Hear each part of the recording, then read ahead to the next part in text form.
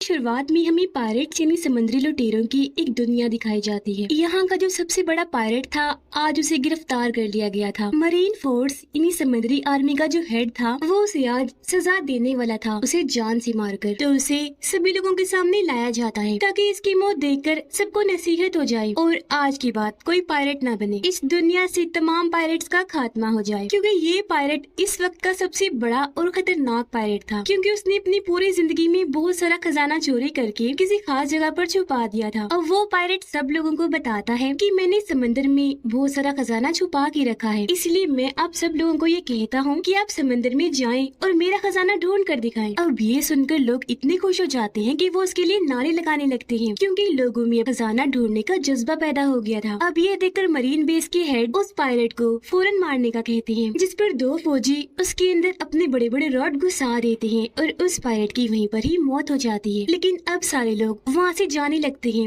उस खजाने को ढूंढने के लिए, यानी कि अब उन्होंने फैसला कर लिया था पायरेट बनने का। जो देखकर मरीन बेस के हेड को बहुत गुस्सा आता है, क्योंकि उसका जो प्लान था वो तो उल्टा पड़ गया था। वो चाहता था कि पायरेट्स का खात्मा हो जाए, लेकिन उस पायरेट के मरने के बाद अब तो बहुत सारे पायरेट सामने आ गए थे और अब वो उस बड़े पायरेट के खजाने को ढूंढने निकल गए। इसके बाद हमें 22 साल के बाद की कहानी दिखाई जाती है। हमें कश्ती में कहानी के हीरो को देखते हैं जिसका नाम लूफी होता है। लूफी भी उस पायरेट के खजाने को ही ढूंढने जा रहा था, क्योंकि वो समंदर का सबसे बड़ा पायरेट बनना चाहता है और वो अपने सफर में काफी आगे आ चुका है। लेकिन जिस कश्ती में वो सवार था अब उसमें पानी आना शुरू हो गया था, क्योंकि वो काफी दिन से सफर कर रहा था। अब वो डूब ना जाए इसलिए जल्दी से एक ड्रम में जाकर बैठ जाता है। उसका सारा सामान पानी में तैरने लगा और वो ड्रम भी जिसमें वो छुपा हुआ था, पर यहाँ कम से कम वो डूबने से बच गया था। लेकिन फिर उसका ड्रम तैरते तैरते दो पायरेट्स के जहाजों के बीच पहुँच जाता है, जिन दोनों जहाजों की आपस में लड़ाई हो रही थी। अब यहाँ बड़े शिप की कैप्टन एक औरत थी, जिसको पकड़ने के लिए मरीन बेस ने बहुत सारा इनाम रखा हुआ था। वो फिर अपने साथियों के साथ मिलकर दूसरे जहाज के लोगों पर हमला कर देती है। एक एक करके उन्हें बुरी तरह मारकर वो बंदी बना लेती है और उन्हें भी अपने शिप में ले आती है। कैप्टन के साथी भी दूसरे शिप का सामान लूटकर अपने शिप में लाने लगते हैं। ये लोग उस ड्रम को भी उठाकर अपनी शिप में ले आते हैं जिसमें लूफी छुपा हुआ था। जैसे ही रात हुई लूफी ड्रम से बाहर आ जाता है, लेकिन उसे बाहर आता हुआ एक लड़का देख लेता है जो वहाँ पर कैदी था और वो लूफी को देखकर डर जाता है, चीख मार देता है। लूफी उसके मुंह पर हाथ रखकर उसे चुप करवाता है और कहता है कि डरो मत, मैं तुम्हें कोई नुकसान नहीं पहुंचाऊंगा। जिसके बाद लूफी उसे अपने बारे में बताता है कि मैं भी एक पायरेट हूँ। पर वो कैदी लड़का कहता है कि तुम पायरेट नहीं लगते क्योंकि तुम अच्छे लग रहे हो। जिस पर लूफी का जवाब था कि नहीं,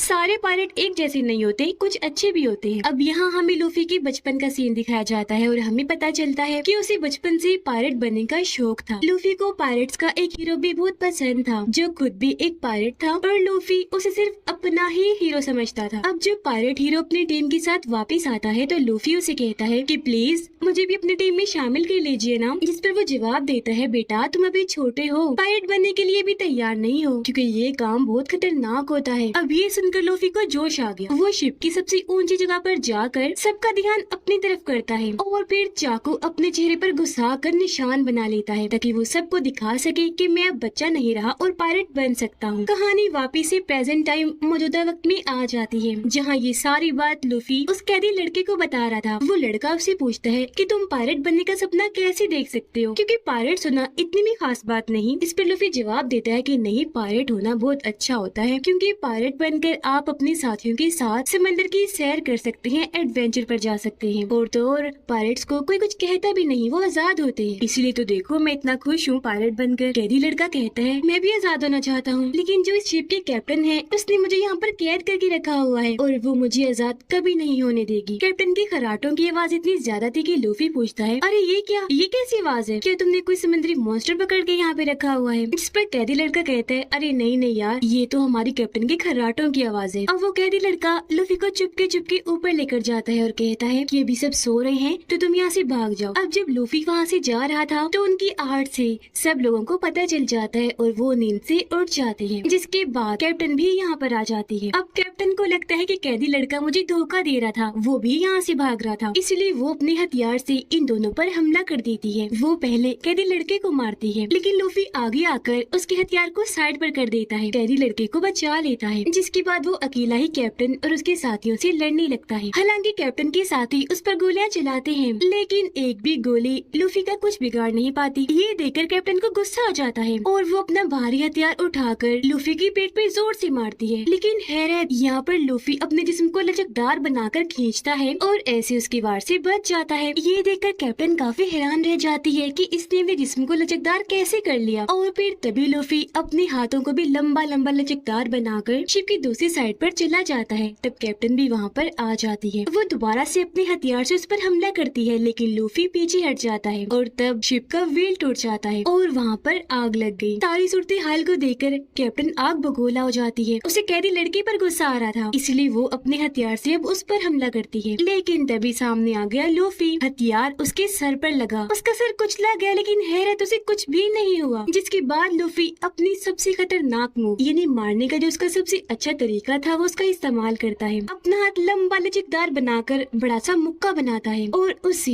वो कैप्टन पर हमला करता है, जिससे यहाँ वो कैप्टन समंदर में दूर जाके गिरती है और उसका काम तमाम। अब वो सारे लोग लूफी की ताकतों को देखकर काफी हैरान भी हो जाते हैं और डर भी जाते हैं, इसीलिए हार मान ली थी उन्होंने। अब लूफी तो अपने कारनामों से बहुत खुश था और वो कैदी लड़के को लेकर यहाँ से जाने वाला था। अब हम एक तलवारबाज को देखते हैं, जिसका काम होता है पायरेट्स को पकड़कर मारना। अब तब यहाँ एक आदमी आया जो वॉरियर था यानी कि योद्धा। वो तलवारबाज को अपने साथ शामिल होने का कहता है, लेकिन वो साफ साफ मना कर देता है। इनकार सुनकर वॉरियर तलवारबाज से लड़ने लगा। अब वो बहुत अच्छा तलवारबाज था। वो तेजी तेजी से अपनी तलवारें हिलाकर वॉरियर से लड़ता है और फिर एक मौके पर बड़ी आसानी से अपनी तलवारों का इस्तेमाल करते हुए वो वॉरियर को काटकर उसके 2 हिस्से कर देता है और इस तरह तलवारबाज ये लड़ाई जीत गया। लूफी और कैदी लड़का उस शिप से निकल चुके थे और अब वो एक छोटी कश्ती में आगे बढ़ रहे थे। अब क्योंकि उसने लूफी की और लूफी ने उसकी जान बचाई थी, इसलिए उन दोनों की दोस्ती हो जाती है। कैदी लड़का तो पहले उसकी ताकतें देखकर काफी हैरान था, इसलिए वो लूफी से पूछता है कि तुम्हारे पास ये लचकदार होने की ताकत कहाँ से आई? जिस पर वो बताता है कि बचपन में जब पायरेट हीरो ने मुझे अपनी टीम में शामिल करने से मना कर दिया था ना, तो तब मैंने गुस्से में आकर एक खास किस्म का फ्रूट खा लिया था, जिसके बाद से ही मुझे ये लचकदार होने की ताकत मिली। क्योंकि पायरेट हीरो ने जब मेरा हाथ पकड़ा तो मैं वहाँ से आगे बढ़ गया और मेरा हाथ लंबा होकर लचकदार बन गया। फिर कैदी लड़का पूछता है कि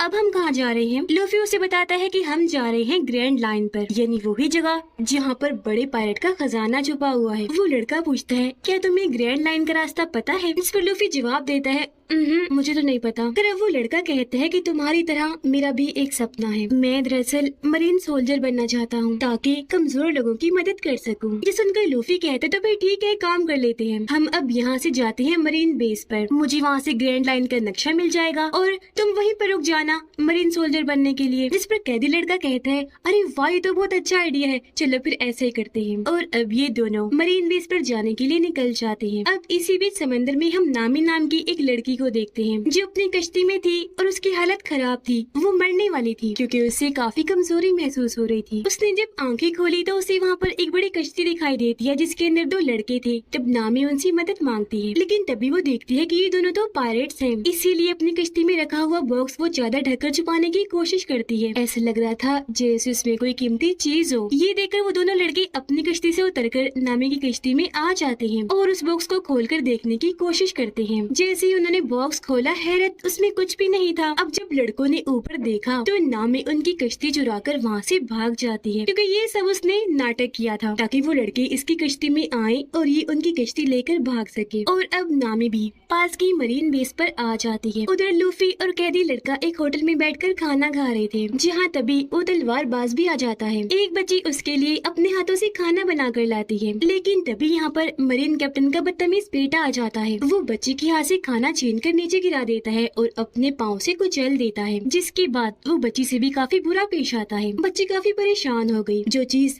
तलवारबाज को पसंद नहीं आई, इसलिए वो मरीन कैप्टन के बेटे से कहता है कि बच्ची से माफी मांगो। जिस पर वो बदतमीज लड़का हंस के कहता है क्या कहा, मैं इस बच्ची से माफी मांगू? कभी नहीं हो सकता। ये कहकर वो तलवार निकाल लेता है, जो देखकर तलवारबाज भी अपनी तलवार निकाल लेता है। सिर्फ 1-2 वार करके ही उसे हरा देता है। ये देखकर कुछ और लोग भी तलवारबाज की तरफ आते हैं उसे लड़ने के लिए, लेकिन एक को वो टांग मार के ही गिरा देता है, एक का सर टेबल पर देकर मारता है और 2 की बाजुएं पकड़कर उन्हें तोड़ देता है और साइड में फेंक के मारता मारता है। एक वो पकड़कर ऐसे घूमता है कि उसे जोर से टांग मारता है। तभी यहाँ पर नामी भी आ जाती है। वो भी एक आदमी का सर टेबल पर देकर मारती है और उसे जख्मी कर साइड में उठाकर ले जाती है। अब कैदी लड़का काफी डरा हुआ था, टेबल के नीचे छुपकर ये सब कुछ देख रहा था, जबकि लूफी इस लड़ाई को काफी एंजॉय कर रहा था। तलवारबाज ने सभी मरीन सोल्जर्स को मार दिया था, जिसके बाद वो पकड़ता है मरीन कैप्टन के बेटे को। उसे जान से मारने ही वाला था कि तभी वो लड़का कहता है कि प्लीज तुम मुझे छोड़ दो, मैं कैप्टन का बेटा हूँ, तुम जो मांगोगे वो तुम्हें दे देंगे। अब ये सुनकर तलवारबाज उसे फिलहाल के लिए छोड़ देता है और उसके डैड मरीन कैप्टन के पास आता है अपना इनाम लेने, क्योंकि उसकी ड्यूटी पायरेट्स को मारने की भी थी। लेकिन मरीन कैप्टन कहते हैं कि पहले तुम्हें मुझे इनाम देना होगा, जो है कि तुम्हें 7 दिन के लिए मेरे पास कैद रहना होगा। इस पर तलवारबाज कहते हैं अच्छा, अगर तुमने मुझे कैद करने की कोशिश की तो सबसे पहले तुम्हारा बेटा मरेगा। अब ये सुनकर मरीन कैप्टन का बेटा भड़क जाता है और अपने डैड को कहता है डैड या क्या करे हैं, पैसे दे दे इसको। लेकिन उसके डैड उसे ही मुक्का मारकर दूर फेंक देते हैं। अब मरीन कैप्टन तलवारबाज को कहता है कि तुम्हारी इस हरकत के बाद कोई भी मरीन बेस तुम्हें इनाम नहीं देगा, फिर चाहे तुम जितने मर्जी पायरेट्स को मार लो। अब तुम्हारे पास 2 रास्ते हैं, या तुम हमारे साथ काम करो या फिर मेरे पास 7 दिनों के लिए कैद हो जाओ। इस पर तलवारबाज कहता है कि मैं तुम्हारे साथ काम तो नहीं करूंगा, लेकिन हाँ 7 दिनों के लिए कैद हो जाता हूँ। और अब उसे पकड़कर कैद कर लिया जाता है, उसे बांध दिया जाता है। अब अगले ही दिन लूफी भी यहाँ पर आ जाता है ग्रैंड लाइन के नक्शे को चुराने के लिए। लूफी ऊपर छोटे से रास्ते से आया था। वो जब देखता है कि तलवारबाज को वहाँ पर बांधा हुआ है तो वो उसकी रस्सियाँ खोलकर उसे आजाद कर देता है और जिस रास्ते से आया था वहाँ से ही वापस चला जाता है। उधर नामी एक मरीन ऑफिसर की यूनिफॉर्म चुराकर उसे पहनकर अंदर घुस जाती है, क्योंकि वो भी यहाँ पर ग्रैंड लाइन का नक्शा ही चुराने आई थी। लेकिन जब वो नक्शा ढूंढ रही थी तो तब 2 मरीन ऑफिसर अंदर आ जाते हैं और उसे पहचान लेते हैं कि नामी कोई मरीन ऑफिसर नहीं है, बल्कि इसने तो सिर्फ वर्दी ही पहनी हुई है, इसलिए वो उस पर हमला कर देते हैं। लेकिन वो भी जल्दी से आगे बढ़ी। मेल ऑफिसर को तो वो अपनी टांग में ही लपेट कर नीचे गिरा देती है और रोड से फीमेल ऑफिसर पर हमला करके उसका भी काम तमाम कर देती है। इतनी ही देर में छत तोड़कर यहाँ पर लूफी भी आ जाता है, क्योंकि उसने सारी बात सुन ली थी और अब इन दोनों को ही पता चल गया था कि हम यहाँ पर ग्रैंड लाइन का नक्शा चुराने आए हैं। अब लूफी मरीन कैप्टन की ऑफिस जाने लगता है, क्योंकि ग्रैंड लाइन का नक्शा वहीं पर ही रखा हुआ है। तब नामी भी उसके पीछे पीछे जाने लगती है, पर तभी अचानक इनके सामने मरीन कैप्टन आ जाता है और क्योंकि नामी ने यूनिफॉर्म पहना हुआ था तो वो उसे मरीन ऑफिसर ही समझता है। नामी यहाँ पर उसे बताती है वो दरअसल मैंने इस कैदी को अभी कैद किया है, तो मैं इसे जेल में डालने जा रही थी। जो सुनकर कैप्टन यहाँ से चला जाता है, पर यहाँ हमने देखा कि नामी बहुत चालाक है। उसने मरीन कैप्टन की जेब काट ली थी और अब उसके ऑफिस की चाबियाँ इनके पास आ गई थी। तो अब ये दोनों चाबियों से ताला खोलकर उसके ऑफिस घुस जाते हैं। अलग अलग होकर ग्रैंड लाइन का नक्शा ढूंढने लगते हैं। मरीन कैप्टन अब उस जगह पर आता है जहाँ पर वो दोनों ऑफिसर पड़े थे जिन्हें अभी नामी ने पीटा था। दोनों ऑफिसर मरीन कैप्टन को बताते हैं कि वो लाल बालों वाली लड़की यानी कि नामी कोई मरीन सोल्जर नहीं है, बल्कि वो तो यहाँ पर घुस गई है, पायरेट है। ये सुनकर मरीन कैप्टन को याद आया कि वो तो मेरे ऑफिस की तरफ गई है, इसलिए वो यहाँ पर इमरजेंसी अलार्म बजा देता है। उधर लूफी और नामी को वो तिजोरी मिल गई थी जिसमें ग्रैंड लाइन का नक्शा रखा हुआ था, लेकिन लाख कोशिश के बाद भी वो इस तिजोरी को नहीं खोल पा रहे थे। तभी बाहर मरीन कैप्टन भी आ गया था। वो दरवाजा पीटने लगता है और उन्हें दरवाजा खोलने का कहता है, लेकिन यहाँ पर लूफी मजबूती से तिजोरी को पकड़ता है। नामी उसके पीछे से आकर उसे जोर से पकड़ लेती है। यहाँ लूफी अपनी लचकदार ताकत का इस्तेमाल करके खींचकर अपनी बाजुओं को लंबा करता है और ऐसे दोनों कूदकर वहाँ से बाहर आ जाते हैं तिजोरी के साथ। ये दोनों सही सलामत यहाँ पर आ गए थे, लेकिन तभी मरीन ऑफिसर यहाँ पर आकर इन्हें चारों तरफ से घेर लेते हैं। पर यहाँ लूफी और नामी बड़ी बहादुरी से उनका सामना करते हैं। लूफी अपने मुक्कों से उन्हें दूर करता है, जबकि नामी रॉड से मार मार कर उन्हें ढेर करती जाती है। और फिर तभी तलवारबाज भी यहाँ पर अपनी तलवारें लेकर आ जाता है। वो देखता है कि लूफी और नामी ये तो दोनों बच्चे हैं और उनसे पिट रहे हैं, इसलिए वो भी उनकी मदद करने इस लड़ाई में कूद पड़ता है। जैसे एक सोल्जर उसे मारने के लिए आगे बढ़ा, वो टांग मारकर उसे साइड में कर देता है और फिर कूदकर एक ऑफिसर के ऊपर गिरता है। दूसरे को वो तलवार से मारकर साइड पर करता है और ऐसे ये तीनों ही सभी मरीन सोल्जर्स को मार देते हैं। ये तीनों अभी खड़े ही थे कि तभी यहाँ पर मरीन कैप्टन आ जाता है। वो इनसे लड़ने ही आया था, क्योंकि उसके हाथ पर ब्लेड वाला हथियार लगा हुआ था, जिससे वो इन पर हमला कर देता है। लेकिन तभी सामने आए लूफी और तलवारबाज जो उससे लड़ने लगते हैं। हालांकि तलवारबाज अपनी 2 तलवारों से उसे लड़ रहा था, लेकिन मरीन कैप्टन बहुत बहादुर था वो उस पे भारी पड़ता जा रहा था, तो इसलिए तलवारबाज को अपनी तीसरी तलवार भी निकालनी पड़ती है। यहाँ लूफी भी अपनी लचीदार ताकत का इस्तेमाल करके अपना बाजू लंबा करके उसका सामना करता है, लेकिन मरीन कैप्टन उसका हाथ भी आसानी पकड़ लेता है। अब तलवारबाज अपनी तीसरी तलवार को मुंह में रखता है और दो तलवारों से कैप्टन से लड़ने लगता है। एक तलवार उसने जैसे कैप्टन को मारी वो उछलकर दूर जाके गिरता है और अब यहाँ लूफी भी अपनी खास मूव का इस्तेमाल करता है, यानी कि बाजू को लंबा सा करके बड़ा सा मुक्का बनाकर कैप्टन के मुंह पर देकर मारता है, जिससे वो भी दूर जाके गिरता है और वही ढेर हो गया। और अब आखिरकार वो यहाँ पर मरीन आर्मी और मरीन कैप्टन से बच गए थे, जिस वजह से ये बहुत खुश थी। तलवारबाज इनकी और मदद करता है। वो तिजोरी को उठाकर लूफी की कश्ती तक लेकर जाता है। इससे पहले कि ये यहाँ से जाते, मरीन कैप्टन का बेटा यहाँ पर आ जाता है गन्स लेकर, लेकिन तभी यहाँ पर आ जाता है कैदी लड़का भी और वो उसके मुंह पर जोरदार मुक्का मारकर उसे बेहोश कर देता है। उसे देखकर लूफी काफी खुश हो जाता है कि तुम यहाँ भी आ गए, और अब वो उसे भी अपने साथ ले जाने का सोचता है, क्योंकि अब मरीन आर्मी इनके पीछे पड़ गई थी। जिस पर कैदी लड़का कहता है कि नहीं तुम जाओ, मैं यहीं पर रुकूंगा अपना सपना पूरा करने के लिए। मैं एक अच्छा मरीन ऑफिसर बनूंगा, लोगों की मदद करने के लिए, जुल्म को मिटाने के लिए। उसकी बातें सुनकर लूफी काफी मुतासिर हुआ और अब वो नामी और तलवारबाज को उस कश्ती में लेकर वहाँ से निकल जाता है। अब हम दोबारा से मरीन बेस के हेड को देखते हैं, जिन्होंने 22 साल पहले सबसे बड़े पायरेट को पकड़ा था और उसे सजा दी थी। अब बेस के हेड को पता चलता है कि कोई उनकी मरीन बेस से ग्रैंड लाइन का नक्शा चुरा कर ले गया है। ये जानकर मरीन बेस के हेड काफी परेशान हो जाते हैं और अब वो भी इस मरीन बेस पर आने लगते हैं। अब हमें दिखाया गया एक जोकर, जो भी एक पायरेट ही था और उसे भी ग्रैंड लाइन का नक्शा चाहिए था, इसलिए वो अपने लोगों को लूफी के पीछे भेजता है वो नक्शा चुराने के लिए। उधर लूफी, नामी और तलवारबाज कश्ती से आगे बढ़ रहे थे। यहाँ खुशी खुशी नामी उस तिजोरी को खोल लेती है, जिसके अंदर से इन्हें ग्रैंड लाइन का नक्शा मिल जाता है, जिसे देखकर ये काफी खुश हो जाते हैं। यहाँ नामी लूफी और तलवारबाज को बताती है कि दुनिया का समंदर 4 हिस्सों में बटा हुआ है और जो जमीन की लाइन है जो समंदर तक आ रही है उसके ऊपर भी एक लाइन है और उसे ही ग्रैंड लाइन कहा जाता है। खजाना वहाँ पर है, तो अब हम खजाना ढूंढने वहाँ जाएंगे। वो ये बातें कर ही रहे थे कि तभी इन्हें बाहर से आहट महसूस होती है, क्योंकि असल में जोकर के लुटेरों ने इनकी कश्ती पर हमला कर दिया था। उसके लुटेरे आसमान में थे, वो वहाँ से बेहोशी की गैस आसपास फैला देते हैं। गैस जैसे लोगों के अंदर गई, ये भी उसे सूंघकर बेहोश हो जाते हैं। यहाँ बेहोश होने से पहले लूफी ने उन लुटेरों को देख लिया था, इसीलिए उसने ग्रैंड लाइन के नक्शे को जल्दी जल्दी से अपने मुंह में छुपा लिया था, जिसके बाद वो बेहोश हो गए। इसके बाद जब इन तीनों को होश आई तो ये देखते हैं कि हमें तो कैद किया हुआ है एक बड़े सी बॉक्स में और इनकी सारी चीजें जोकर के लुटेरों ने ले ली थी। पर लूफी ने यहाँ बताता है कि फिक्र न करो, ग्रैंड लाइन का नक्शा मेरे पास बिल्कुल सेफ है, यहाँ पर मेरे पेट में। अब जैसे बॉक्स खुलता है तो ये तीनों एक स्टेज पर होते हैं, जहाँ पर जोकर और उसके साथी लोगों को शो दिखा रहे थे। यहाँ पर जो ऑडियंस थी वो कैदी लोग थे, जिन्हें गुलाम बनाकर जबरदस्ती उनसे यहाँ पर तालियां बजवाई जा रही थी। अब तभी इन सब का कैप्टन यानी कि वो जोकर यहाँ पर आता है। उसे देखते ही लूफी पहचान लेता है कि ये एक पायरेट है, इसके ऊपर भी ढेर सारा इनाम है। लूफी यहाँ पर जोकर को बताता है कि देखना बहुत जल्द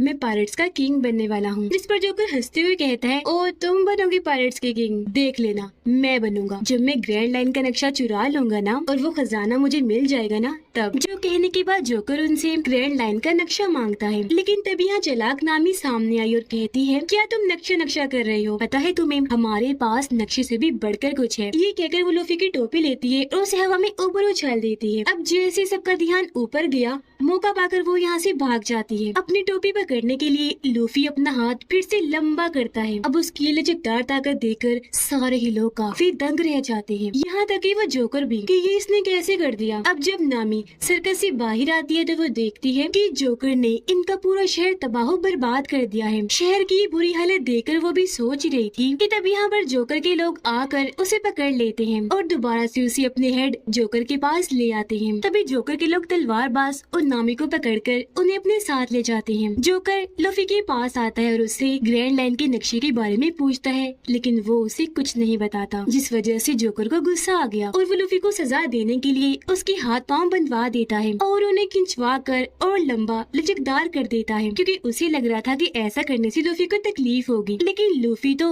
उल्टा हंस रहा था, क्योंकि उसे तकलीफ नहीं हो रही थी बल्कि मजा आ रहा था। अब जब जोकर लूफी के पास आया तो वो उसकी टोपी देखकर पहचान लेता है कि ये तो पायरेट हीरो की टोपी है। तब यहाँ जोकर उसे बताता है कि जब मैं तुम्हारी उम्र का था ना, तब मैं और पायरेट हीरो एक ही टीम में हुआ करते थे, लेकिन उसने भी मुझे धोखा दे दिया। अब लूफी से नक्शा लेने के लिए जोकर यहाँ पर एक चाल चलता है। वो उसके सामने एक बच्चे को लाता है और कहता है कि अगर तुमने नक्शा ना दिया तो मैं इसे मार दूंगा। ये देखकर लूफी को गुस्सा आ गया और वो जैसे तैसे खुद को छुड़वा लेता है और यहाँ पर अपनी सबसे खास मूव का इस्तेमाल करता है, यानी कि लंबी बाजू करके बड़ा सा मुक्का बनाकर वो जोकर के मुंह पर जोर से मारता है, जिससे उसका सर ही टूटकर जिस्म से अलग होकर दूर जाके गिरता है। पर हैरत, सर अलग होने के बाद भी जोकर मरा नहीं था बल्कि जिंदा था। उसका कटा हुआ सर बोल रहा था, हंस रहा था और जो जिस्म था वो भी अपना काम कर रहा था। और फिर तभी उसका सर दोबारा से आकर उसके जिस्म के साथ लग जाता है। ये देखकर लूफी काफी हैरान हो जाता है। तब जोकर उसे बताता है कि तुम्हारी तरह मैंने भी वो खास किस्म का फल खाया था, तो तब मुझे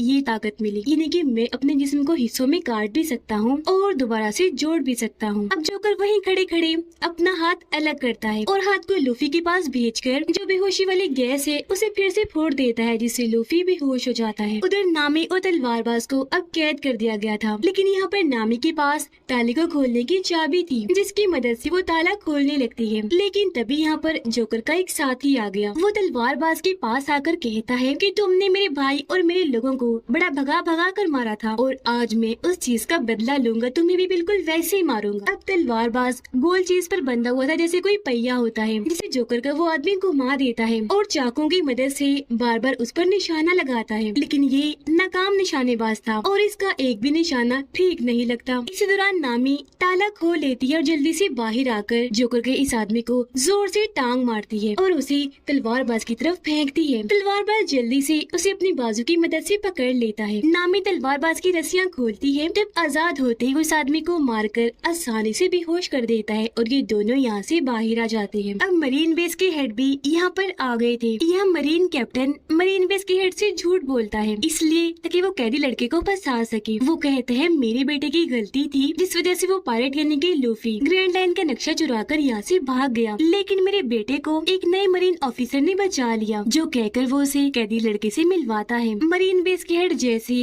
कैदी लड़के को देखते हैं तो उन्हें शक हो जाता है कि ये घबराया हुआ है, तो जरूर ये भी लूफी के साथ मिला हुआ है, इसलिए वो उसे अकेले में मिलने को बुलाते हैं। अब कैदी लड़का जब उनसे मिलने गया तो मरीन बेस के हेड उसे कहते हैं कि बताओ तुम उन पायरेट्स के साथ कब से काम कर रहे हो, क्योंकि मैं सारी सच्चाई जान गया हूँ, मुझे पूरा यकीन है। यह बेस के हेड का आदमी भी कहता है कि एक बार तुम्हें लूफी के साथ देखा गया था, इसीलिए अब जो भी सच है जल्दी से बता दो। ये सुनकर कैदी लड़का काफी घबरा गया और वो सारी सच्चाई मरीन बेस के हेड को बता देता है। कहता है कि लूफी ने मेरी मदद की थी मेरी कैप्टन से मुझे आजाद करवाने में, तो वो और मैं उस शिप से भाग गए थे और यहाँ पर आ गए, जिसके बाद वो तो चला गया लेकिन मैं यहीं पर रुक गया क्योंकि मैं मरीन ऑफिसर बनना चाहता था। अब हेड समझ जाते हैं कि ये सच बोल रहा है, इसलिए वो कैदी लड़के को भी अपने साथ शामिल कर लेते हैं ताकि ये मिलकर लूफी को पकड़ सके। उधर जोकर ने लूफी को पकड़कर एक टैंक में कैद कर दिया था। जब उसे होश आई तो वो खुद को यहाँ पाकर काफी परेशान हो जाता है, क्योंकि इस टैंक में धीरे धीरे करके समंदर का पानी भर रहा था और समंदर के पानी की वजह से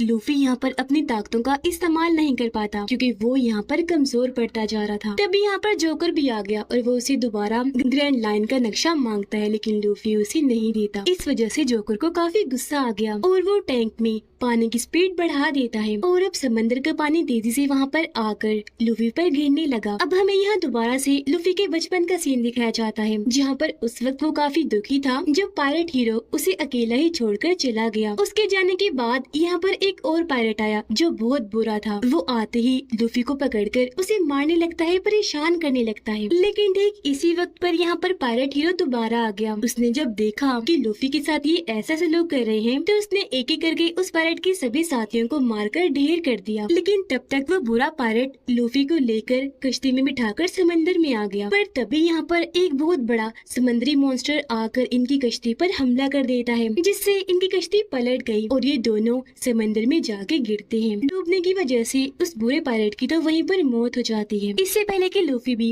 पानी में डूबकर मरता, यहाँ पर पायरेट हीरो आकर उसकी जान बचा लेता है, जिसके बाद वो समुद्री मॉन्स्टर दोबारा से ऊपर आया इन पर हमला करने के लिए। वो अपना बड़ा सा मुंह खोलकर लूफी को खाने ही वाला था कि तभी सामने पायरेट हीरो आकर उसे बचा लेता है। मॉन्स्टर ने जैसे अपना मुंह बंद किया, पायरेट हीरो मॉन्स्टर की आंखों में आंखें डालकर देखने लगता है। इससे मॉन्स्टर काफी डर गया और वहाँ से वापस भाग जाता है। लेकिन लूफी देखता है कि उस मॉन्स्टर ने पायरेट हीरो का एक बाजू खा लिया है, जिसे छोटे लूफी को बहुत दुख हुआ। तो अब यहाँ पर लूफी को एहसास हो गया कि वाकई अभी मैं बच्चा हूँ, पायरेट बनने के लायक नहीं हूँ। अब पायरेट हीरो यहाँ से जाने वाला था। जाते जाते वो लूफी को अपनी टोपी देता है, जो लूफी के पास उसकी आखिरी निशानी थी, जिसे प्रेजेंट टाइम में जोकर लूफी के सामने ही खराब कर रहा था। पर वो अपनी टोपी बचाने के लिए कुछ कर नहीं सकता था, क्योंकि पानी भरने से वो टैंक में डूबता जा रहा था। पर इस वजह से उसे बहुत गुस्सा था। इतनी ही देर में यहाँ पर नामी और तलवारबाज भी आ गई। नामी रोड को टैंक पर देकर मारती है, जिससे टैंक पर दरारें पड़ जाती हैं। लूफी भी तब तक पानी में बेहोश हो गया था। अब उन दोनों को देखकर जोकर काफी घबरा गया। आसपास अपने साथियों को देखने लगता है ताकि मदद के लिए बुला सके। लेकिन नामी और तलवारबाज ने तो पहले ही उसके साथियों का काम तमाम कर दिया था। दरारें काफी गहरी हो गई थी, इसलिए टैंक टूटता है और पानी के बहाव के साथ लूफी बाहर आ जाता है। उसे तब तक होश भी आ गई थी और यहाँ अब उसके मुंह से ग्रैंड लाइन का नक्शा भी बाहर निकल कर आ जाता है। अब लूफी के सामने दो चीजें पड़ी हुई थी,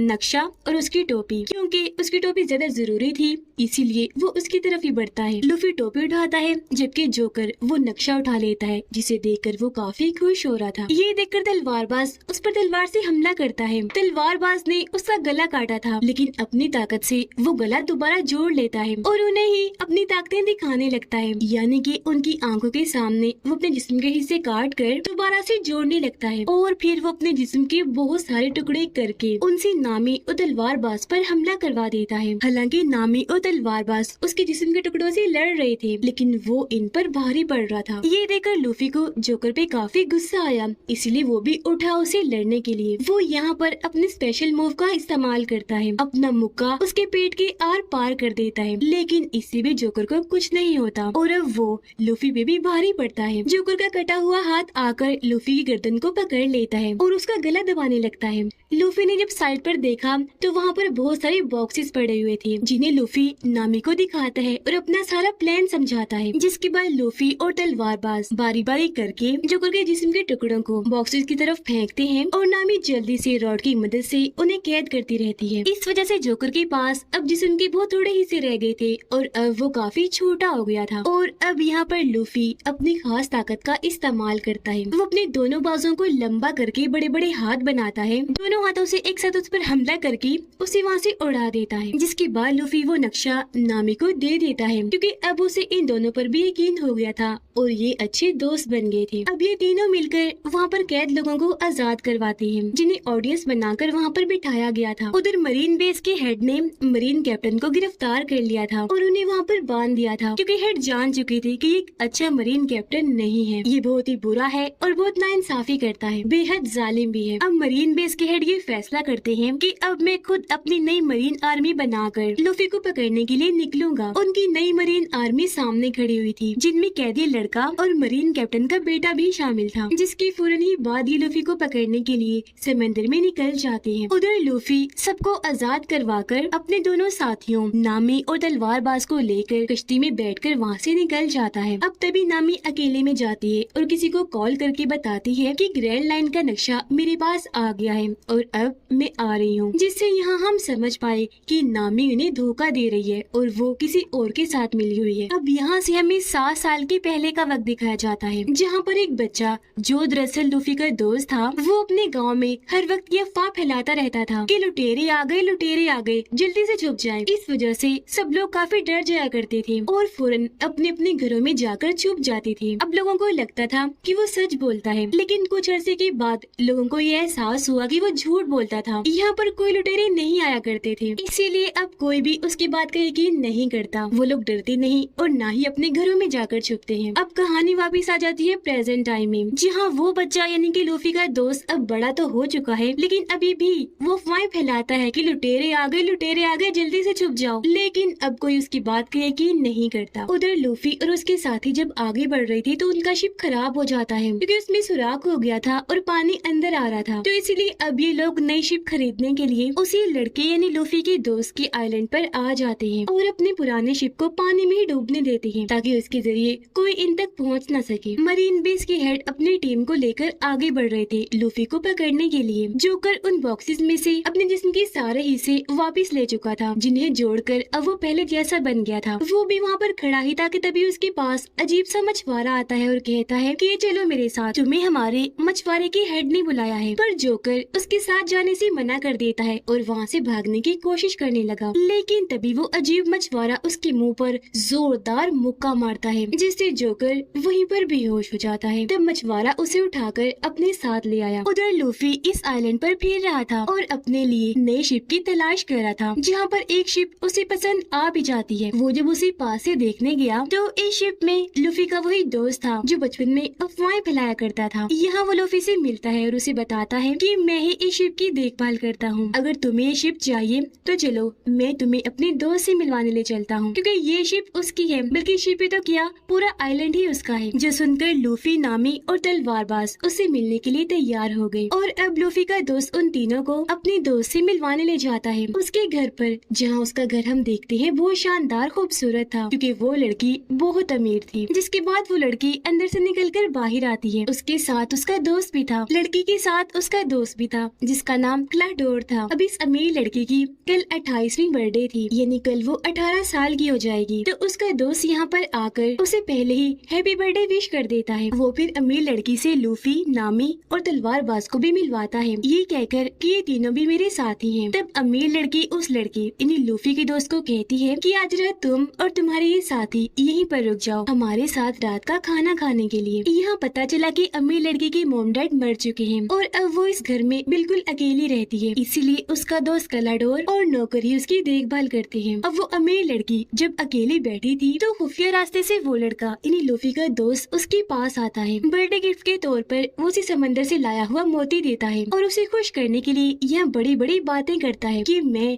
कई बार समंदर में जाकर एडवेंचर कर चुका हूँ। बातों के दौरान ही लड़की को खांसी होने लगी। तब लूफी का दोस्त उसे चाय लाकर पिलाता है, जिससे उसकी तबीयत थोड़ी बेहतर होती है। लूफी और नामी कपड़ों वाले कमरे में जब गए तो वो ये सोचकर काफी परेशान हो रही थी कि यहाँ पर तो इतने सारे कपड़े हैं, हम कौन से पहने। यहाँ पर तभी तलवारबाज भी आ जाता है और वो इन दोनों से पूछता है कि अमीर लड़की के साथ जो उसका दोस्त है कलाडोर, कि तुम्हें वो जाना पहचाना सा लग रहा है। मुझे तो लग रहा है, मुझे ऐसा महसूस हो रहा है जैसे पहले मैं उससे मिल चुका हूँ। जिस पर लूफी और नामी कहती है कि नहीं तो हमें तो नहीं ऐसा लगता। उधर वही क्लाडोर अपनी मीठी मीठी बातों में अमीर लड़की को फंसाकर उसे काफी खुश कर देता है। अमीर लड़की उसके गले से लग जाती है और कहती है कि मैं तुम्हें अपना सबसे अच्छा दोस्त मानती हूँ, तुम मेरे सबसे ज्यादा करीब हो। पर क्लाडोर तो असल में उसका दोस्त नहीं बल्कि दुश्मन था, क्योंकि वो अमीर लड़की को मारने के लिए दोनों नौकरों के साथ मिलकर प्लान बना चुका था, ताकि उसके मरने के बाद सब कुछ उसका हो जाए और वो इस आइलैंड पर राज कर सके। इसी वजह से क्लाडोर हर रोज लड़की को थोड़ा थोड़ा जहर दे रहा था, जिस वजह से वो लड़की बीमार रहती है। यह दोनों नौकरों ने मिलकर लड़की को मारने के लिए बहुत सारा जहरीला सूप बनाया हुआ था, ताकि उसकी 18वीं सालगिरह से पहले ही वो उसको मार दे। फिर अब रात को बर्थडे पार्टी होती है, जहाँ पर लूफी, नामी और तलवारबाज पार्टी को काफी इंजॉय करते हैं, मजे मजे के खाने खाते हैं। यहाँ नामी एक आदमी से बात करती है जो कि यहाँ का खास आदमी था, क्योंकि वो अमीर लड़की का सारा बिजनेस और लेन देन संभालता था। वो यहाँ का डीलर था। अब तभी अमीर लड़की यहाँ पर क्लाडोर के साथ आती है और अपने डीलर से मिलती है। अब तलवारबाज क्लाडोर से बात करता है और उससे पूछता है तुम मुझे जाने पहचाने से लग रहे हो, क्या पहले हम मिल चुके हैं। जिस पर क्लाडोर मना कर देता है कि नहीं, मुझे ऐसा नहीं लगता, हम पहली बार ही मिल रहे हैं। अब डीलर अमीर लड़की को कहता है कि मुझे आपसे कोई जरूरी बात करनी है, पर क्लाडोर मना कर देता है और कहता है कि बातें बाद में होती रहेंगी, पहले सब खाना खा लेते हैं। अब जब ये सारे लोग खाना खा रहे थे तो यहाँ पर लूफी अमीर लड़की से उसे शिप के बारे में बात करता है कि हम वो लेना चाहते हैं, क्योंकि हम पायरेट्स हैं और ग्रैंड लाइन के लिए जा रहे हैं, तो हमें उस शिप की जरूरत है। अमीर लड़की कहती है कि आज रात 12 बजने के बाद मैं 18 साल की हो जाऊंगी, तब हर चीज मेरे कंट्रोल में आ जाएगी, तो शिप मैं तुम्हें दे दूंगी। वो बातें कर ही रही थी कि तभी लड़की की तबीयत खराब होने लगी। क्लाडोर कहता है किसी आराम की जरूरत है, आप सब लोग यहाँ से चले जाइए। पर अमीर लड़की मना कर देती है कि नहीं नहीं, मत कहो उन्हें जाने का, आज रात वो यही रुकेंगी। ये सुनकर तब क्लाडोर भी चुप हो जाता है और अमीर लड़की को उठाकर उसके कमरे में छोड़ने जाता है। अब मरीन बेस के हेड और कैदी लड़का जब एक जगह पर बैठे हुए थे तो वहाँ पर मरीन कैप्टन का बेटा आता है और बताता है कि एक आइलैंड के पास हमें लूफी के शिप का सामान मिला है। जिस पर मरीन बेस के हेड कहते हैं तो इसका मतलब है लूफी उस आइलैंड पर गया है, तो अब तुम दोनों उस आइलैंड पर जाओ और लूफी को पकड़कर यहाँ पर लेकर आओ। अब जब डीलर अकेला था तो उसके पास क्लाडोर आता है क्योंकि वो डीलर को मारना चाहता है। वजह ये थी कि डीलर क्लाडोर की सच्चाई जान चुका था, जो सारी बात आज रात वो अमीर लड़की को बता देगा। अब यहाँ हमने देखा कि क्लाडोर के पास भी तेज चलने और दौड़ने की स्पीड और ब्लेड की ताकत है। उसके हाथ में 5 ब्लेड लगे हुए थे। वो उन्हें डीलर के अंदर घुसाकर उसे बहुत बुरी तरह मार देता है। अब हम जोकर को देखते हैं, जिसे वो मछुआरा अपने हेड के पास उठाकर ले आया था। हेड जोकर को कहता है कि मैं यहाँ का सबसे बड़ा और खतरनाक पायलट हूँ, अगर तुम यहाँ पर कुछ लूटोगे तो आधा हिस्सा मुझे भी दोगे। जिस पर जोकर कहता है लेकिन मैं तो कुछ भी नहीं कर पा रहा। लूफी नाम का एक लड़का है, वो ही यहाँ पर हर जगह घूम रहा है। उसके पास एक ग्रैंड लाइन का नक्शा भी है, वो ही उस खजाने को ढूंढ लेगा। इस पर मछुआरों का हेड कहता है कि कौन लूफी, कहाँ है वो इस वक्त। जोकर कहता है कि तुम मुझे छोड़ दो, मुझे फिलहाल पता नहीं है कि वो कहाँ है, लेकिन उसे ढूंढने में मैं तुम्हारी मदद कर सकता हूँ। जिस पर वो हेड मानकर उसे छोड़ देता है। अब लूफी और तलवारबाज और खाना खाने और शराब पीने अपने अपने कमरों से बाहर आते हैं और अभी दोनों मिलकर किचन में जाते हैं, जहाँ पर लूफी का दोस्त पहले से ही मौजूद था। और अब ये तीनों यहाँ पर बातें करने लगते हैं। अब नामी भी अपने कमरे से बाहर आकर यहाँ पर सामान चुराने लगती है, जिसके बाद वो अमीर लड़की के कमरे में जाती है। वो लड़की नामी के हाथ में सामान का थैला देखकर समझ जाती है कि ये चोरी कर रही है, लेकिन यहाँ वो फिर भी नामी को कुछ नहीं कहती, बल्कि दोस्तों की तरह ही उससे बातें करने लगती है। बातों ही बातों में लूफी का दोस्त बताता है कि मेरे डैड भी एक काफी बड़े पायरेट थे, लेकिन फिलहाल वो लापता है। अब उनका नाम सुनकर लूफी एकदम से बोलता है, अच्छा वो, उनको तो मैं जानता हूँ, मैं उनसे मिल चुका हूँ और वादा करता हूँ कि तुम्हें तुम्हारे डैड से मिलवा दूंगा। अब यहाँ पर तलवारबाज उसे पूछता है क्या यहाँ पर पीने के लिए शराब है। इस पर वो कहता है कि हाँ, बेसमेंट में बहुत सारी शराब पड़ी है, वहाँ जाकर पी लो। तो अब तलवारबाज और लूफी का दोस्त बेसमेंट में आते हैं, लेकिन जब ये आगे बढ़ रहे थे तो इन्हें यहाँ पर डीलर की लाश मिलती है और ये दोनों उसे देखकर काफी परेशान हो जाते हैं, ये सोचकर कि इसे किसने मारा होगा। जहाँ तभी इनके सामने क्लाडोर आ जाता है। वो इन्हें भी अपने 5 ब्लेड्स दिखा देता है, जिन्हें देखकर तलवारबाज समझ जाता है कि ये कौन है। क्लाडोर असल में ब्लैक आर्मी का कैप्टन था, जो कि बुरे पायरेट्स होते हैं, और इसके ऊपर भी ढेर सारे पैसों का इनाम रखा गया है। अब एकदम ही तलवारबाज अपनी तलवार से उस पर हमला करता है, लेकिन वो अपनी ब्लेड से उसकी तलवार नीचे करता है और ऐसे उसके हमले से बच जाता है। और फिर क्लाडोर अपनी स्पीड की ताकत से वहाँ से झट से गायब हो गया। इतनी ही देर में क्लाडोर के दोनों साथी इन्हीं नौकर यहाँ पर आ जाते हैं। एक नौकर तलवारबाज के सर पर कोई चीज मारकर उसे बेहोश कर देती है, जो देखकर लूफी का दोस्त एक छोटी सी जगह से जल्दी से यहाँ से भाग जाता है और नौकरों के हाथ लगने से बच गया। अब क्लाडोर यहाँ पर वापिस आया और अपने नौकरों से कहता है कि उन दोनों की लाशों को ठिकाने लगाओ, इन्हें डीलर की और तलवारबाज की। जो कहकर वो यहाँ से चला गया। लूफी किचन में आया क्योंकि उसे भूख लग रही थी, तो जहरीले सूप को देखकर उसे रहा नहीं गया और वो सारा का सारा सूप पी जाता है। इससे वो मरता तो नहीं, लेकिन फौरन बेहोश हो जाता है। उधर नामी भी अमीर लड़की से बातें करने के बाद उसकी काफी अच्छी दोस्त बन गई थी और जो सामान अब नामी ने चुराया था वो सारा वापस रख देती है। उधर वो दोनों नौकर डीलर की लाश और बेहोश तलवारबाज को एक कुएं के पास लाकर उसके अंदर फेंक देते हैं, जिसके बाद वो भी वहाँ से चले जाते हैं। लूफी का दोस्त जो पहले ही काफी घबराया हुआ था, अब वो दोबारा से हर घर में जाकर इस बार सच बताता है कि मेरी बात का यकीन कर लो, उठो जागो, सच में यहाँ पर लुटेरे आ गए हैं। अब हालांकि इस बार वो सच बोल रहा था, लेकिन कोई भी उसकी बात का यकीन करने को तैयार ही नहीं था। और फिर तभी लूफी का दूसरा दोस्त यानी कि कैदी लड़का भी अपने साथियों के साथ यहाँ पर आ जाता है। यह लूफी का दोस्त कैदी लड़की को सारी बात बता देता है कि ब्लैक आर्मी यानी बुरे पायरेट का जो कैप्टन है वो यहाँ पर आ चुका है और सबको मार रहा है। उसके बारे में बताने के लिए मैं यहाँ पर आया हूँ। इस पर मरीन कैप्टन का बेटा कहता है कि ये झूठ है, ब्लैक आर्मी के कैप्टन को तो मेरे डैड ने मार दिया था, इसलिए हम यहाँ पर जो काम करने आए हैं वही करेंगे, यानी लूफी को ढूंढने के लिए। उसका नाम सुनकर लूफी का दोस्त बताता है तुम लूफी को ढूंढने आए हो यहाँ पर, वो भी इधर ही है। और अब वो इनको लूफी के पास ले जाने लगता है। उधर नामी जब किचन में आती है तो ये देखकर काफी परेशान हो जाती है कि लूफी यहाँ पर बेहोश पड़ा है। उसे समझ नहीं आती कि सूप पीकर ये बेहोश कैसे हो गया, पर तभी उसे आहट महसूस हुई और वो जल्दी से जाकर एक जगह पर छुप जाती है। वहाँ पर दरअसल क्लाडोर और उसके साथी आए थे, यानी दोनों नौकर, और उनकी बातें सुनकर नामी सारी बात समझ जाती है कि ये क्या करने वाले हैं, इन्हीं अमीर लड़की की जान लेने वाले हैं। घर के बाहर लूफी का दोस्त मरीन आर्मी को ले आया था। अब क्लाडोर जैसे दरवाजा खोलता है, लूफी का दोस्त बताता है कि यही ब्लैक आर्मी का कैप्टन है, इन्हीं के लुटेरा। पर यहाँ पर क्लाडोर उल्टा उस पर ही इल्जाम लगाने लगता है और कहता है कि इसका दिमागी तवाज़ुन थोड़ा ठीक नहीं है, इसलिए अक्सर ही ऐसी बातें करता रहता है। ये बचपन से ही इस तरह की कहानियाँ बनाते आ रहा है। अब ये सुनकर कोई भी लूफी के दोस्त की बातों का यकीन नहीं करता, सिवाय कैदी लड़के के। उसे लग रहा था कि क्लाडोर ही झूठा है और लूफी का दोस्त सच बोल रहा है। अब मरीन कैप्टन का बेटा क्लाडोर को कहता है कि लूफी इधर ही है, तो तब क्लाडोर कहता है कि हाँ, और वो लूफी को इनके हवाले कर देता है जो आधे बेहोशी की हालत में था। अब नामी वहाँ से निकलकर बाहर आई, वो नौकर के मुंह पर पेन से हमला करके उसे बेहोश करती है और यहाँ से भाग जाती है। लूफी का दोस्त भी वहाँ से भागकर अमीर लड़की के पास आ गया था। क्लाडोर कैदी लड़की को कहता है कि अब तुम यहाँ पर क्या ले रहे हो, चले जाओ यहाँ से। उसकी बेइज्जती करके वो मुंह पे ही दरवाजा बंद कर देता है। अब नामी भी अमीर लड़की के पास आ गई थी, जहाँ पर लूफी का दोस्त पहले से ही मौजूद था। अब यहाँ पर नामी और लूफी का दोस्त मिलकर अमीर लड़की को क्लाडोर की सच्चाई बताते हैं कि वो तुम्हारा दोस्त नहीं है बल्कि दुश्मन है और सब कुछ हथियाने के लिए तुम्हें मारने का प्लान बना रहा है। अब तलवारबाज जो जिंदा था, जिसे कुएं में फेंक दिया था, वहाँ पर उसे होश आ गई थी। वो रस्सी बाहर फेंक कर वहाँ से बाहर आने की कोशिश कर रहा था, लेकिन क्योंकि वो कुआं काफी गहरा था तो वो वहाँ से बाहर नहीं आ पाता। लेकिन वो फिर भी हार नहीं मानता, बार बार कोशिश करता रहता है। अब यहाँ हमें तलवारबाज के पास्ट का एक सीन दिखाया जाता है कि जब वो छोटा था, तलवारबाज बन रहा था, तो उसने अपने दोस्त से वादा किया था कि मैं इस दुनिया का सबसे बड़ा तलवारबाज बनूंगा। लेकिन बाद में उसे पता चला कि मेरी दोस्त की मौत हो गई है। उसे बहुत दुख हुआ और तब वो अपने दोस्त के साथ किए गए वादे को निभाने का सोचता है, यानी कि दुनिया का सबसे बड़ा तलवारबाज बनने के लिए वो निकल गया। प्रेजेंट टाइम में 12 बज गए थे और अब वो अमीर लड़की 18 साल की हो गई थी। इसलिए अब क्लाडोर उसकी सारी प्रॉपर्टी पर अपना कब्जा करने के लिए उसे मारने के लिए जाता है। वो घर के सारे दरवाजों को बंद कर देता है ताकि वो लड़की अपनी जान बचाकर यहाँ से भाग न जाए। जिसके बाद वो अपने हथियारों, इन्हीं ब्लेड्स वाले हाथों और अपने नौकर साथियों के साथ अमीर लड़की के कमरे में जाता है। लेकिन अमीर लड़की तो पहले ही लूफी के दोस्त और नामी के साथ खुफिया रास्तों से यहाँ से भाग रही थी। ये लोग दीवारों के अंदर बने छोटे रास्ते से जा रहे थे, लेकिन तभी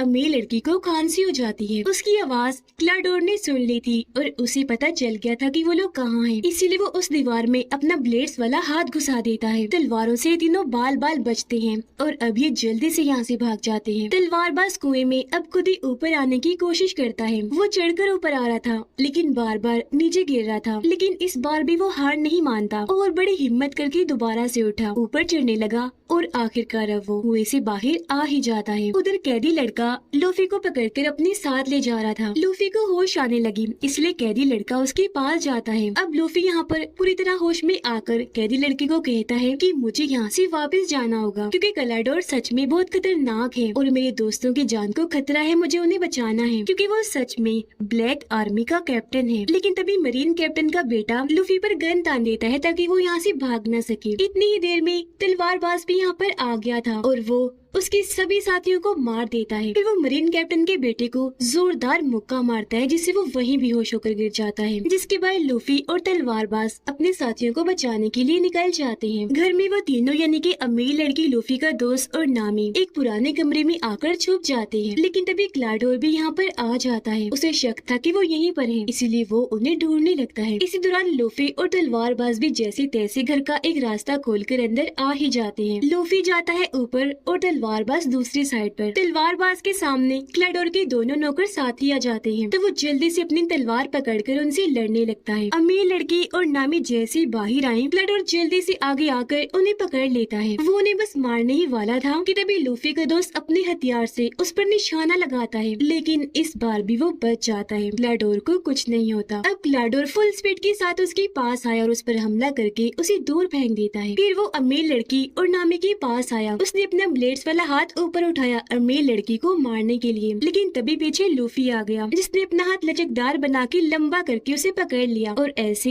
अमीर लड़की को बचा लिया। जिसके बाद अब लूफी क्लाडोर से लड़ने लगता है। लचकदार ताकत का इस्तेमाल करके वो उसे उठा कर मार रहा था, पर क्योंकि क्लाडोर काफी खतरनाक और ताकतवर था, इसलिए लूफी ज्यादा देर तक उसका मुकाबला नहीं कर पाता। क्लाडोर बहाने से काफी बार लूफी पर हमला करता है, जिस वजह से लूफी को अब थोड़ा रुकना पड़ता है। लेकिन फिर मौका पाकर लूफी लूफी उसके मुंह पर जोरदार मुक्का मारता है और वो दूर जाके गिरता है। तलवारबाज भी दोनों नौकरों से लड़कर उन्हें खूब मार रहा था। एक पर वो तलवार से ऐसे हमला करता है कि सीढ़ियों से नीचे फेंक देता है और ऐसे वो इन पर भारी पड़ रहा था। उधर ग्लाडोर भी अब आमने सामने आकर लूफी से लड़ता है और अपनी ब्लेड से उसे दूर फेंक फेंक के मारता है, लेकिन इसका असर लूफी पर ज्यादा नहीं होता। वो बड़े आराम आराम से बार बार बच रहा था। अब यहाँ पर लूफी अपनी सबसे खास मूव का इस्तेमाल करता है। वो लचकदार ताकत का इस्तेमाल करके अपनी गर्दन को लंबी करता है और उससे ग्लाडोर पर हमला करके बाहर फेंक के मारता है, लेकिन तलवारबाज भी उसके दोनों साथियों को हराकर बंदी बना लेता है, यानी कि इन्होंने उन तीनों को ही पकड़ लिया था। अब इस तरह इन सभी दोस्तों ने उनसे लड़ाई की, उन्हें हराया और इन सब की ही जान बच गई। लेकिन नामी कहती है हमें जल्दी से यहाँ से निकलना चाहिए, क्योंकि मरीन आर्मी जान चुकी है कि हम यहाँ पर हैं और हमें पकड़ने वो यहाँ पर आती ही होगी। पर क्योंकि भागने के लिए इनके पास कोई शिप नहीं था, इसलिए अमीर लड़की इन्हें वही वाला शिप दे देती है। अब यहाँ पर अफवाहों वाला लड़का यानी लूफी का दोस्त भी इनके साथ सफर में जाने के लिए तैयार हो जाता है और अब ये चारों उस शिप में बैठकर इस आइलैंड से निकल जाते हैं। हम देखते हैं कि ग्लाडोर भी मरा नहीं था बल्कि जिंदा बच गया था और वो भी कश्ती में बैठकर इस आइलैंड से निकल चुका था। कैदी लड़का वापिस आ गया था, जहाँ वो मरीन बेस की हेड से माफी मांगता है कि प्लीज मुझे माफ कर दीजिए, मैंने बहुत कोशिश की पर मैं लूफी को पकड़कर नहीं ला पाया। हेड उससे कहती है कि परेशान मत हो, तुमने कोशिश भी की और अपना काम भी पूरा कर दिया, तुम उन लोगों को आइलैंड से बाहर ले आए, यही बहुत है, अब हम उन्हें पकड़ लेंगे। वो ऐसा इसलिए कह रहा था क्योंकि अपनी दूरबीन से वो लूफी के शिप को देख पा रहा था। और अब मरीन बेस के हेड कहते हैं कि जल्दी से उनकी शिप पर हमला कर दो। उधर वो सारे लोग अपनी इस नई शिप पर काफी इंजॉय कर रहे थे, हंसी खुशी अपने सफर पर आगे बढ़ रहे थे, लेकिन तभी इन पर बॉम्ब्स की बारिश होने लगती है। ये देखकर सारे दोस्त ऊपर आए। लूफी दूरबीन से देखता है कि ये कौन कर रहा है और उसे वहाँ पर मरीन बेस के हेड दिखाई देते हैं। उन्हें देखकर लूफी काफी हैरान हो गया, कहता है कि ये तो मेरे दादाजी हैं। अब ये सुनकर वो तीनों ही काफी हैरान रह जाते हैं। इन्हीं लूफी का दोस्त नामी और तलवारबाज, या ये तुम्हारे दादाजी हैं? लूफी के हाँ बोलने पर वो सोच में पड़ जाता है कि ये आखिर ऐसा क्यों कर रहे हैं। उनकी हैरानी के साथ ही ये कहानी इधर ही खत्म हो जाती है।